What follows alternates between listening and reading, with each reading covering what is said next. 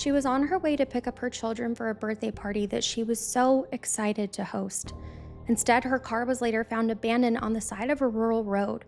There was blood on the ground, her glasses were left broken in the dirt, and there was no sign of where she or her friend had gone. But the bodies always tell the truth, even if the killers try to bury it. What started as a routine custody exchange unraveled into one of the most calculated and disturbing double murder cases I have ever heard. This was a planned out, brutal murder involving a grandmother, a tight-knit extremist group, and a grave dug days in advance. Today, Kimbyrleigha and I are going to talk about what happened to Veronica Butler and Jillian Kelley. Embrace yourselves because this is one of the most heartbreaking cases I've heard in a very long time.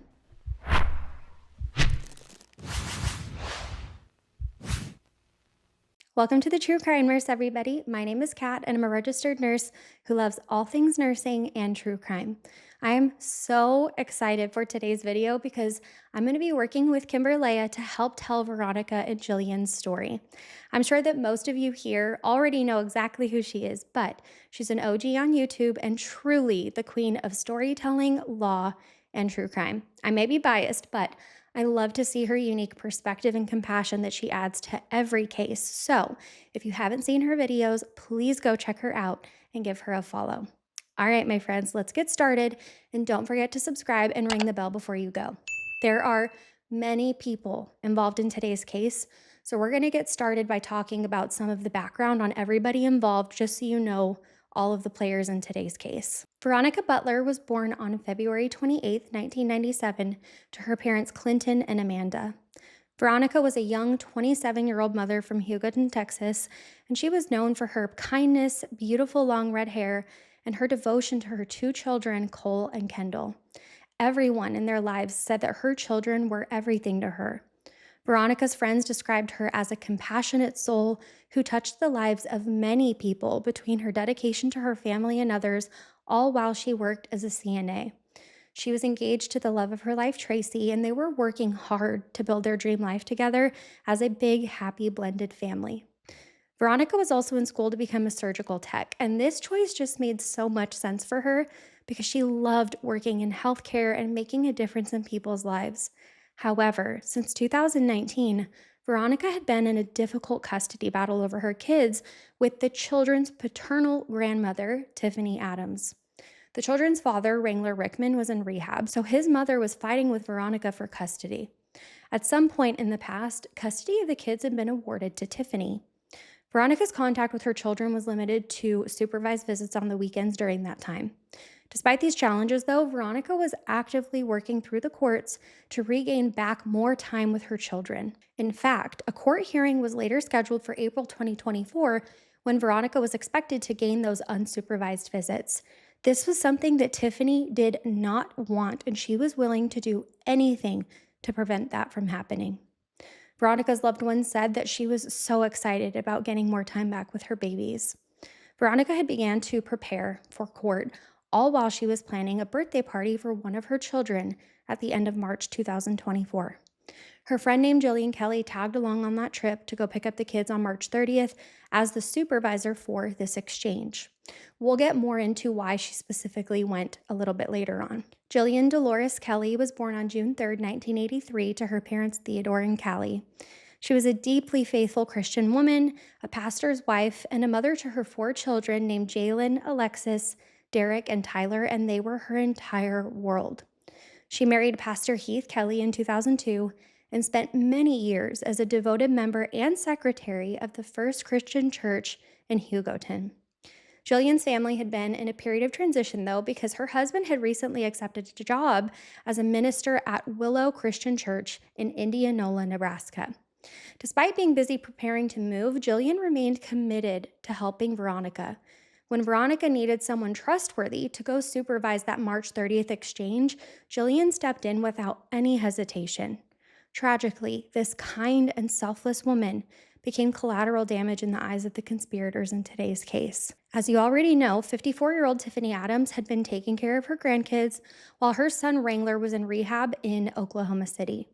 Adams was determined to keep the children away from Veronica because she felt that she was the most suitable person to be raising the kids.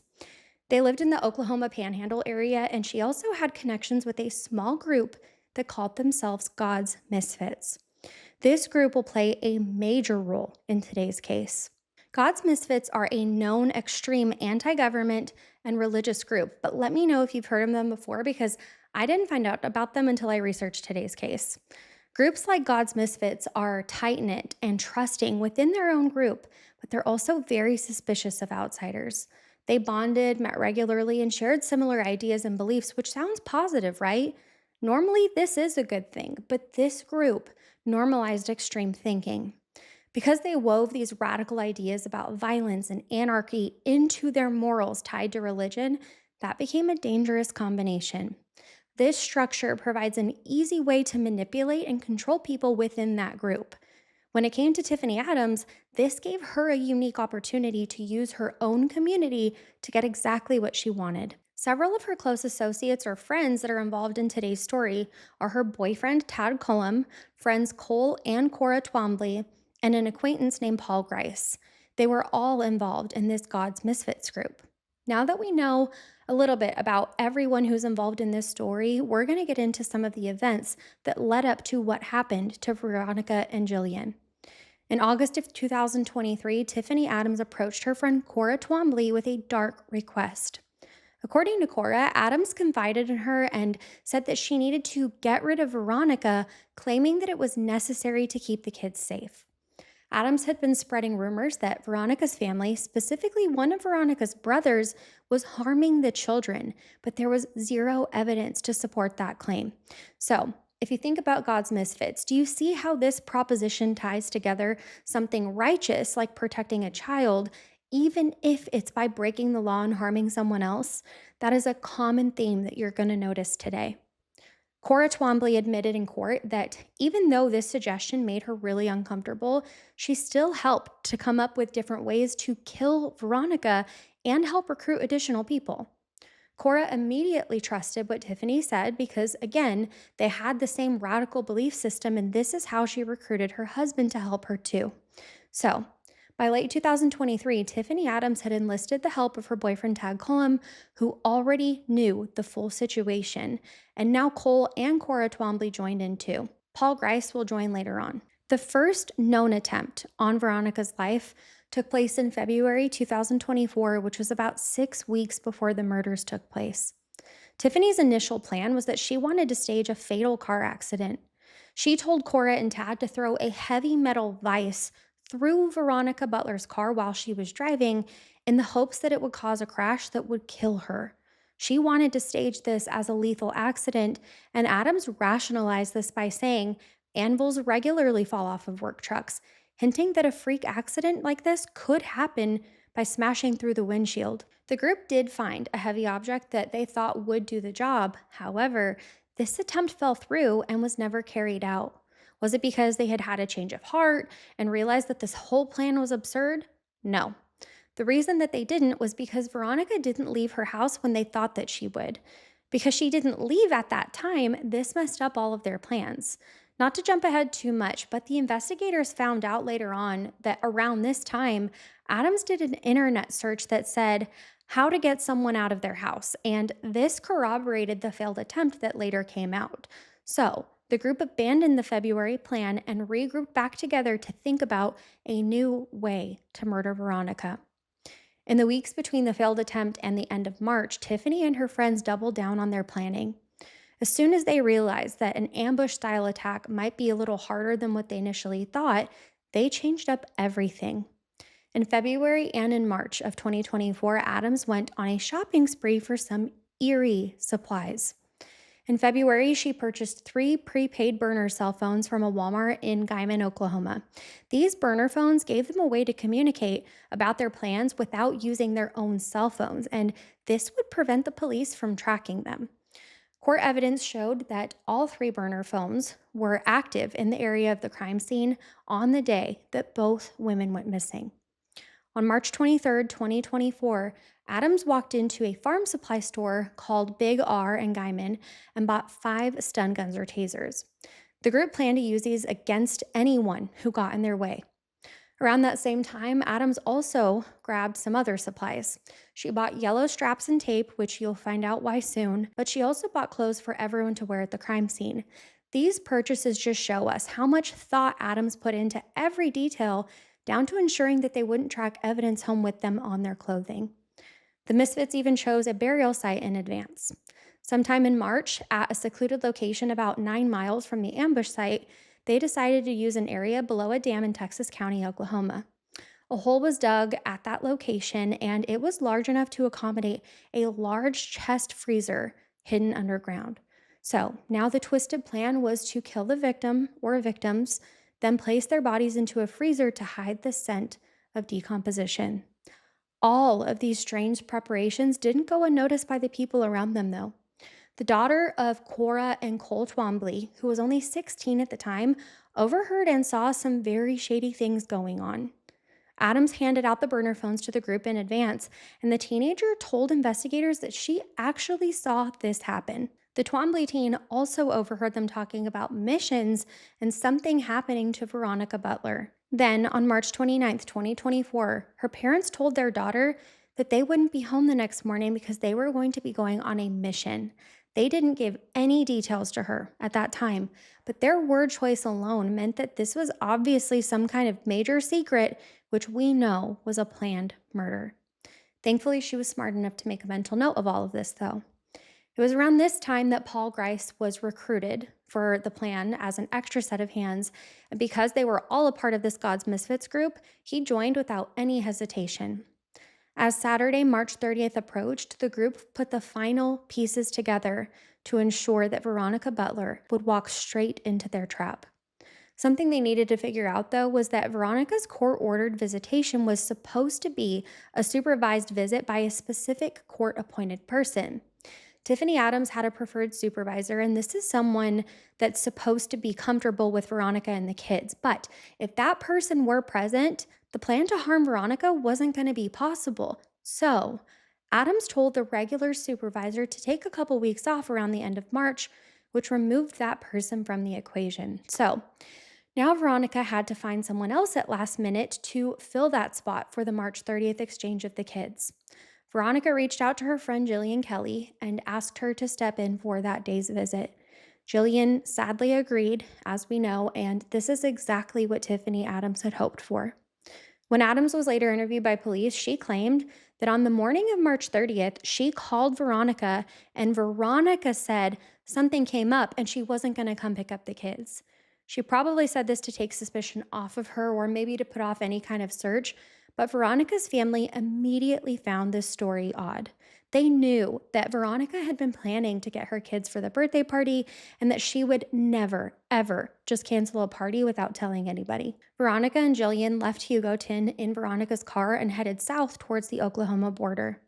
They planned to meet Adams in a remote area called the Four Corners in the Oklahoma panhandle, and this is a sparsely populated place near where Kansas, Oklahoma, Colorado, and New Mexico meet. The two women weren't aware of it, but the Adams group was hiding out and waiting for their arrival. They didn't even have the children with them because Adams sent the kids to go stay with a family friend the night before. As soon as Veronica Butler's blue Kia SUV approached the Four Corners, the group set up their trap. Cole and Cora Twombly used their vehicle to block off the road, which prevented Jillian and Veronica from being able to just drive through. This forced the two women to slow down and eventually stop and get out of their car. At that moment, Tad Cullum and Tifany Adams confronted them. What happened next was absolutely terrifying. Tad Cullum and Paul Grice rushed at the car, armed with a knife and at least one stun gun, while Tifany Adams stood by to supervise as they were both brutally attacked.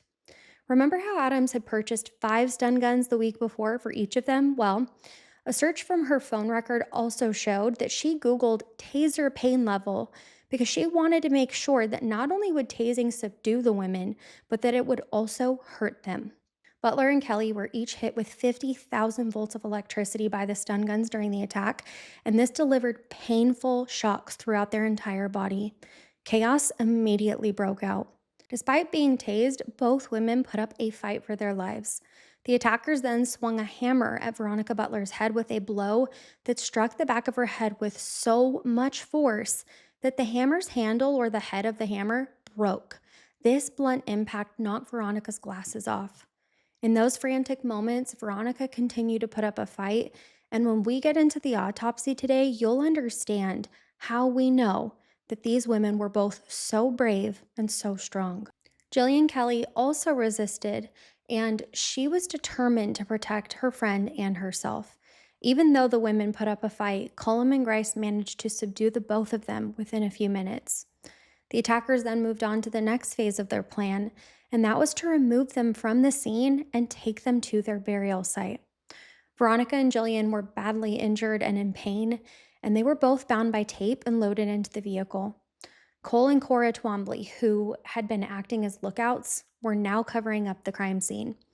Veronica Butler's SUV was left abandoned off the shoulder of the highway with the driver's side door slightly open, and once it was found, this was an immediate sign that something bad had happened to both of the women. But by then, the kidnappers were long gone, racing deep into rural Oklahoma with Veronica and Jillian in the back of their truck. The group drove about 8.5 miles from the setup spot to a remote cow pasture in Texas County, Oklahoma. This pasture was secluded and quiet near the bridge, and it was being leased by Tad Cullum, and their grave had already been prepared. Just days earlier, Cullum had used heavy equipment called skid steers to dig a large pit in the pasture. A chest-type deep freezer had been hidden at the site as well, and the hole was dug with plenty of room to fit the freezer inside of it. In the early evening of March 30th, 2024, the attackers dragged Veronica and Jillian to the edge of the pit. I cannot imagine what thoughts were crossing their mind in these final moments. Tad and Paul acted as executioners, and they each targeted one of the victims. Cullum went after Jillian, and Grice went after Veronica. Both of the men were armed with large knives, and what unfolded next was beyond horrifying. Cullum and Grice stabbed both of the women repeatedly. Again, when we get into the autopsies, you're going to have an idea of how violent and sick this truly was. Butler and Kelley still had their hands taped, and they couldn't do anything to defend themselves except for scream and try to avoid the blades. Paul Grice admitted to stabbing both of the women at one point, and he said that during the attack, he sliced his own left hand badly with the knife. Even though he was hurt, he continued the stabbing frenzy. He and Cullum delivered stab after stab until Veronica and Jillian were completely silent and still. We don't know who succumbed to their injuries first, but given the nature of their wounds, death definitely came quickly. But by the time the sun was setting on the pasture, the two women were laying side by side, lifeless. As the reality set in of what they had just done, the group switched gears into cleanup mode to cover up their tracks, as this was now a second crime scene. Tifany Adams took control of the cleanup this time, and she had this chilling calmness to her. Grice talked about how Adams walked around Veronica's body laughing in a disturbing, evil way. He said that it seemed as if she were literally gloating over the murder of the woman that she hated. This was the mother of her grandchildren. This grotesque behavior from a grandmother emphasizes how cold-blooded she truly is. Veronica Butler and Jillian Kelley's bodies were lifted and then placed into a large chest-sized freezer that sat nearby. They also made sure to throw their tools and evidence into the freezer too, including the knife, one of the stun guns, and the roll of tape used to bind them. The killers even removed their own blood-soaked clothes, like the shirt and pants worn by Cullum and Grice, which were saturated with the victim's blood. This was all buried in the freezer alongside their bodies.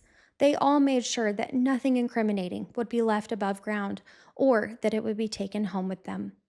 Once Jillian and Veronica were sealed inside that freezer, the men used farm equipment to lower the loaded freezer down into the pit. Then they backfilled the hole with shovels and covered the freezer in layers of dirt and rocks. To cover their tracks even further, they dumped cement and old farming equipment on top of the pit, trying to make it look like a scrap pile. In their minds, they had created the perfect hidden grave.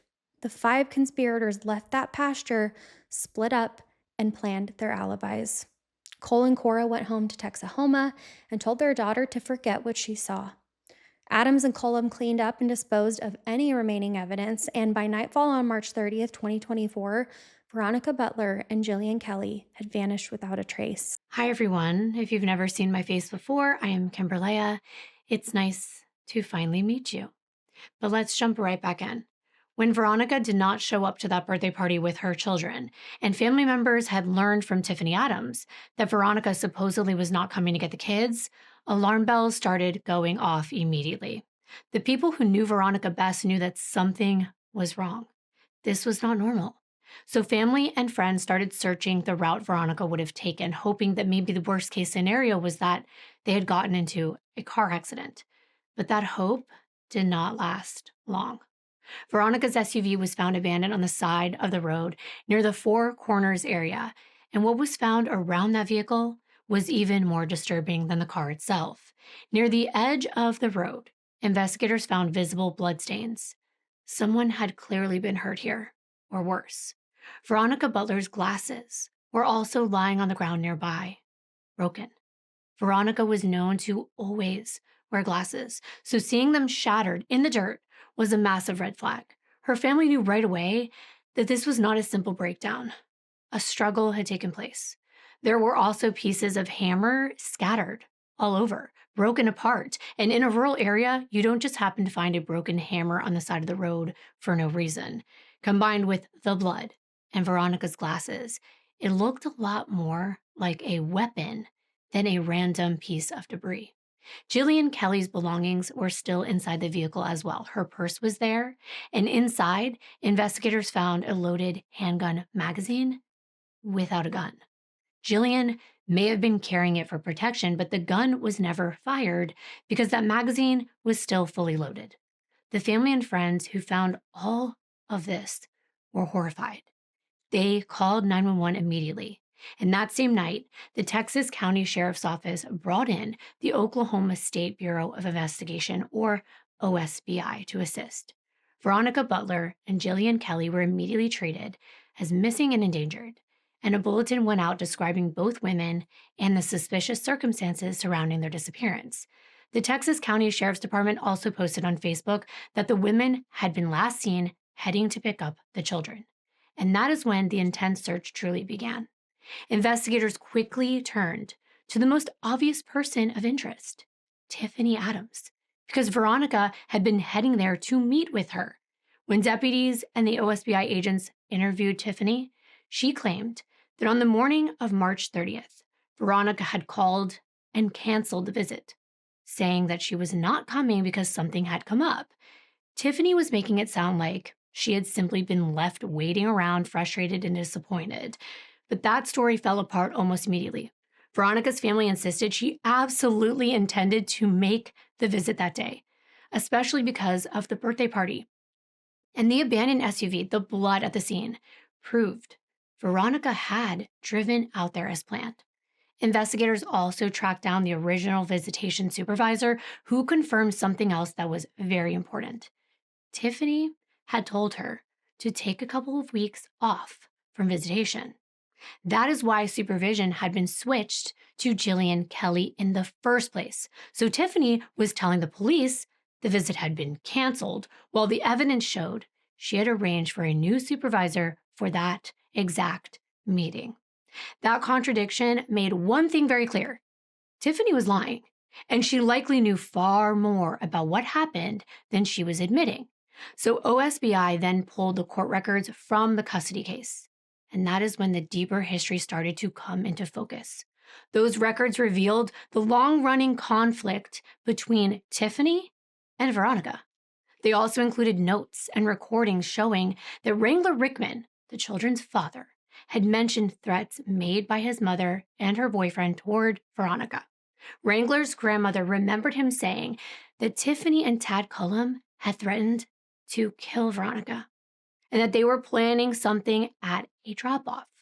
That was a huge red flag for investigators because now Veronica is missing under violent, suspicious circumstances, and it had happened during a child exchange with the children's grandmother. Investigators also learned that a critical court hearing was scheduled for April 17th, 2024, and Veronica was likely going to gain more custody of the children. That gave them a possible motive. The hearing was only 2.5 weeks away. And it could explain exactly why this plan happened when it did. If they wanted Veronica gone before that hearing, the timing made perfect sense, and that's chilling. While investigators were digging into the custody battle and the threats, crime scene technicians were processing the evidence around Veronica's SUV. They collected the blood found on the road for DNA testing, and it was a match for Veronica Butler. The broken hammer was taken in as evidence as well, and so was the handgun magazine found in Jillian's purse.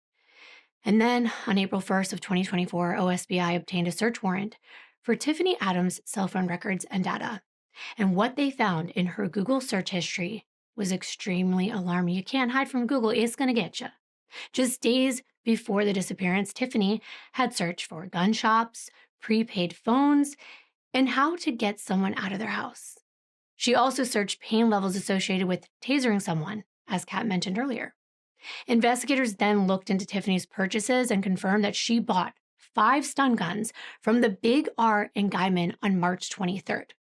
Walmart receipts also showed that she had bought 3 prepaid phones in February, and those purchases were backed by surveillance footage.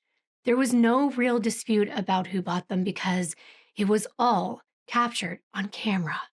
And that's a witness that doesn't lie. On April 3rd, investigators met with the Twombly's 16-year-old daughter. In the affidavit, she was referred to as CW because she is a minor, but today we're going to just call her their daughter. By this point, suspicion had expanded beyond Tifany Adams and into her inner circle because of the frequent activity investigators found between them in the phone records. That is how they identified Cole and Cora Twombly. And when they spoke to the Twombly's daughter, what they got was an avalanche of information. She told investigators she had overheard the group talking about Veronica Butler before the murders. She also knew her parents and their friends were aware of the plan.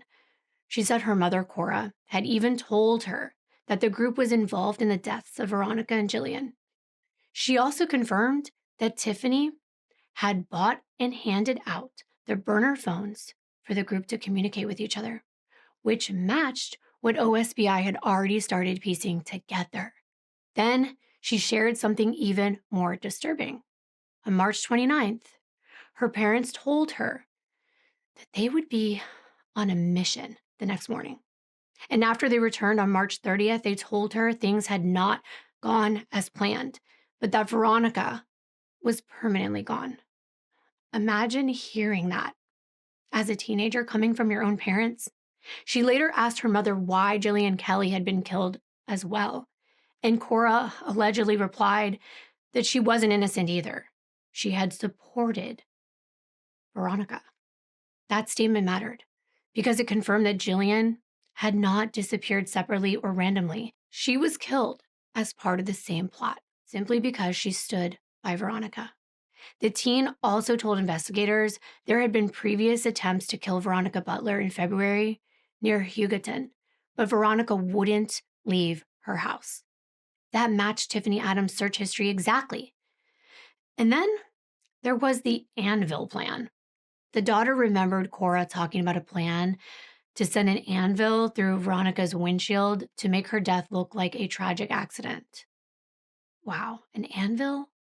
That's not panic. That's not impulse. That's premeditation. This teenager's testimony led investigators to all 5 conspirators: Tifany Adams, Tad Cullum, the Twombleys, and Grice. But at that point, one question still remained. Where was Veronica and Jillian? The group had made it sound like they would not have to worry about Veronica Butler again, which suggested the bodies had likely been taken somewhere very remote. So using data from the burner phones, investigators discovered that on March 30th, 2 of the 3 burner phones pinged at a specific location below a dam near a pasture about 8.5 miles away from where Veronica Butler's SUV had been found. And that was exactly where the Twombly's daughter believed the bodies might be, based on what she had already overheard. So on April 13th of 2024, investigators went to that pasture site. And once they got there, they noticed obvious signs that the ground had been disturbed. It had clearly been dug up and then filled back in. Hay had been scattered on top of it in an apparent attempt to cover it up. So police started digging. And about 4 to 8 feet down, they hit something solid. It was the metal side of a chest freezer. And what they uncovered was devastating. 'Cause inside that dirt covered freezer were the remains of Veronica Butler and Jillian Kelley, still side by side, where their killers had left them. They were found on April 14th, exactly 2 weeks to the day after the women disappeared. It confirmed the worst fear their families and community had been holding onto from the beginning. Not one, but two families had just lost someone they loved: a mother, a partner, a daughter. And inside that freezer, investigators found even more evidence the killers had tried to bury along with them. The bodies were sent for autopsies, which, of course, Kat will get into shortly. But investigators noted that the women were found in the same positions that they had been placed in, confirming they were not alive inside that freezer. They also found discarded, bloodied clothing in there with them. Forensic testing showed that Grice's clothes had both Veronica's blood and Grice's DNA on them, and Tad Combs' clothes had Jillian's blood and Tad's DNA on them. That tied the suspects directly to the victims and directly to this crime scene. A knife, a taser, and straps were also recovered at this burial site. Reports conflicted on whether the knife and taser were found inside the freezer or underneath it, but they were recovered and tested for DNA and fingerprints.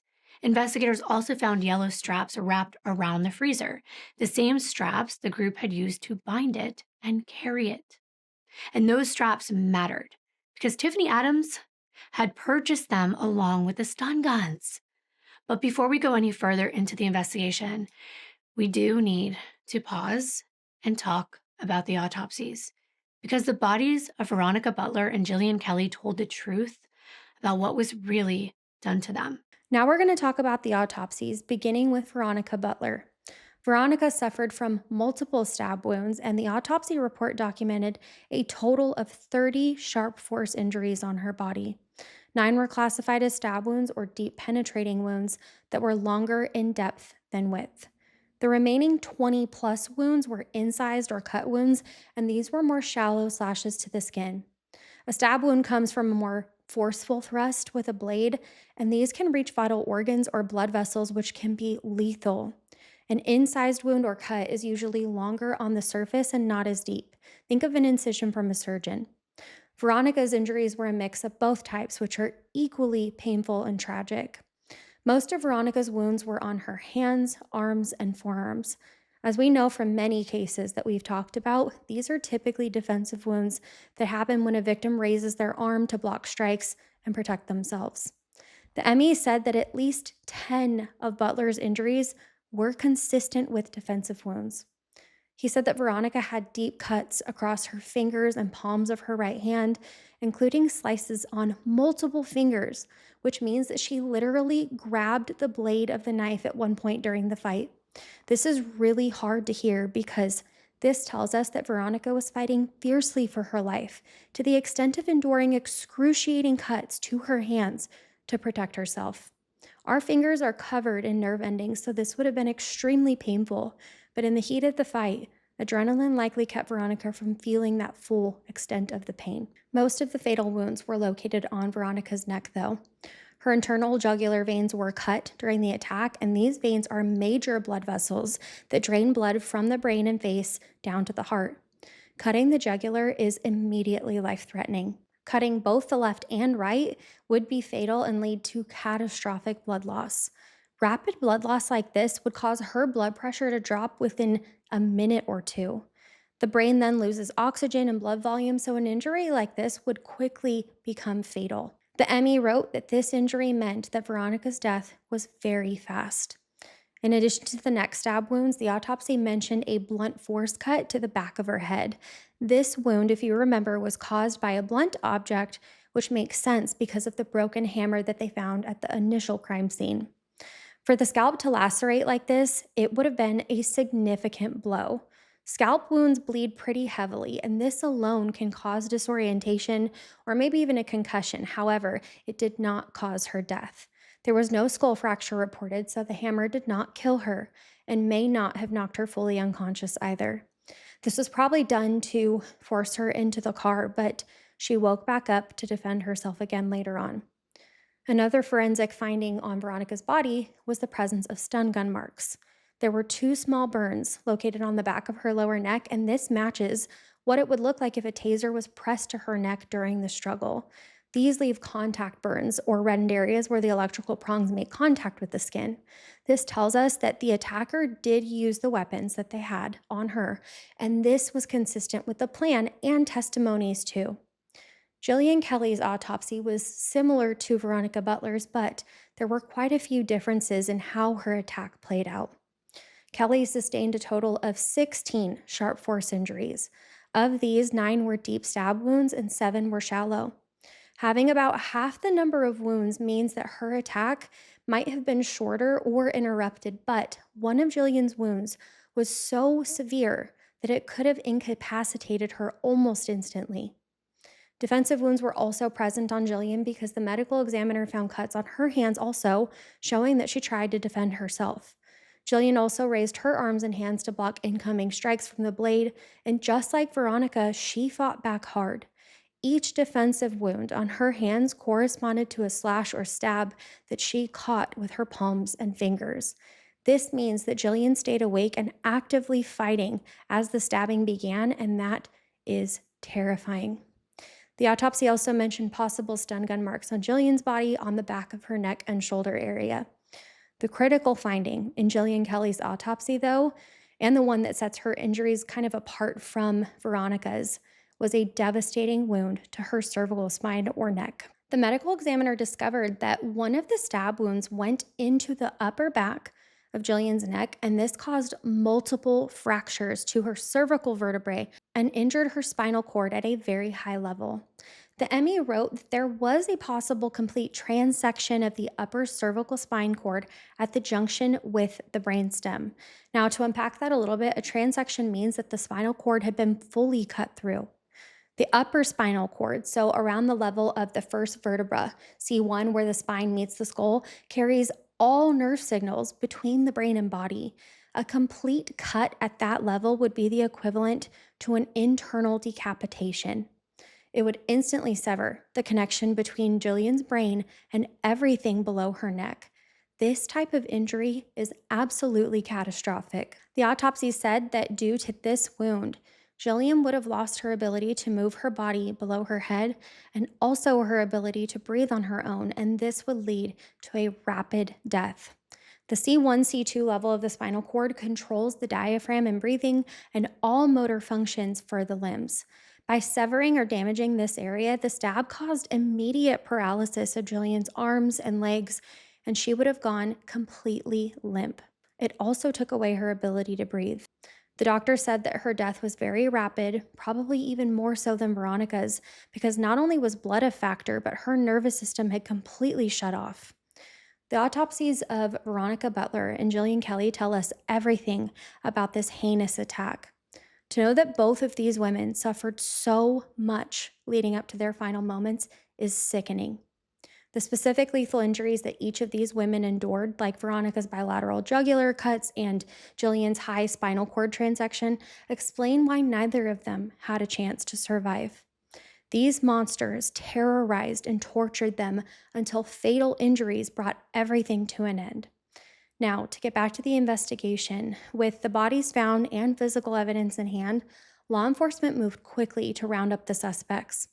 On April 13, 2024, the OSBI and local authorities arrested Tifany, Tad, Cole, and Cora in connection with the women's disappearance. This was a major bust, and these arrests were announced the very same day. The public and families were devastated, but they also felt an immediate sense of relief. They were all booked into Texas County Jail on 2 counts of first-degree murder, 2 counts of kidnapping, and 1 count of conspiracy to commit murder each. Shortly after, the 5th suspect, Paul Grice, was found and arrested as well and booked on all the same charges. At first, all 5 defendants pleaded not guilty. Evidence was mounting quickly, though, and this provided them all an opportunity to cooperate for a potential plea deal. Cora Twombly was the first to crack. In December 2024, she pleaded guilty to 2 counts of first-degree murder and conspiracy in exchange for the kidnapping charges being dropped. The state initially recommended life in prison with 30 years suspended instead of the death penalty, but hang tight because we do have an update coming up here in a little bit since I researched this case. As part of her deal, Cora testified about every detail of these monstrous murders. She described Adams as the mastermind who talked about killing Veronica since August of 2023. Cora also talked about the failed February murder attempt, the final March plan, and confirmed that Tifany Adams insisted that anyone that came with Veronica would be collateral damage. It is sickening to know that Jillian's life was reduced to collateral damage by Tifany. Cora's testimony was shocking, to say the least, but it definitely strengthened the prosecution's case, which was good. Paul Grice also accepted a plea deal later on in 2024 to avoid the death penalty. He pleaded guilty and testified at that same preliminary hearing, and he gave graphic and emotional testimony about stabbing Veronica and what transpired afterward.